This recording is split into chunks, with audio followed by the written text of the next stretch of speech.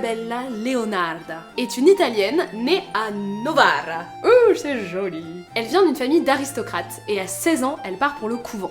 C'est une nonne tellement motivée qu'elle gravit tous les échelons jusqu'à atteindre le rang de mère supérieure. Elle devient même madre vicaria.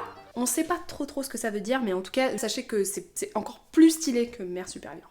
C'est donc avec les religieuses qu'Isabella apprend la musique et la composition. Et elle est elle-même devenue professeure de musique dans le couvent, en mode Sister Act.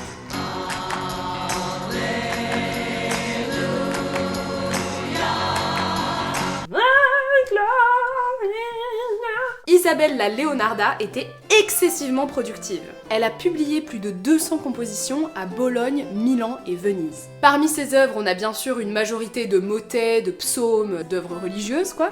Oui, en même temps, c'est une nonne. Mais elle a aussi composé 12 sonates. Et ces sonates seraient même les plus anciennes pièces instrumentales publiées par une femme. En plus, la nana avait beau être une nonne, c'était quand même une compositrice assez rebelle. Je t'explique. À cette époque, la sonate est une forme hyper classique. Elle a 4 mouvements qui s'alternent comme ça.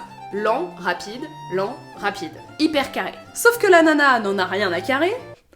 Carré, t'as compris. Et elle écrit des sonates qui vont jusqu'à 13 mouvements. 13. Et pas du tout en mode lent, rapide, hein. Voilà, elle fait n'importe quoi. Coralie? Ah non, désolé, j'ai pas le temps. Je suis en train d'inventer le 7e mouvement de ma sonate pour violon. Allez, ciao! De son vivant, Isabella Leonarda était hyper connue dans sa ville natale et un peu dans les villes aux alentours. Elle était vraiment admirée. Et dans une dédicace d'un de ses ouvrages, elle écrit qu'elle n'a pas commencé la composition pour être admirée, mais pour que chacun sache qu'elle était dévouée à la Vierge Marie. Isabella Leonarda, c'est donc une compositrice nonne pieuse, mais un peu rebelle sur les bords.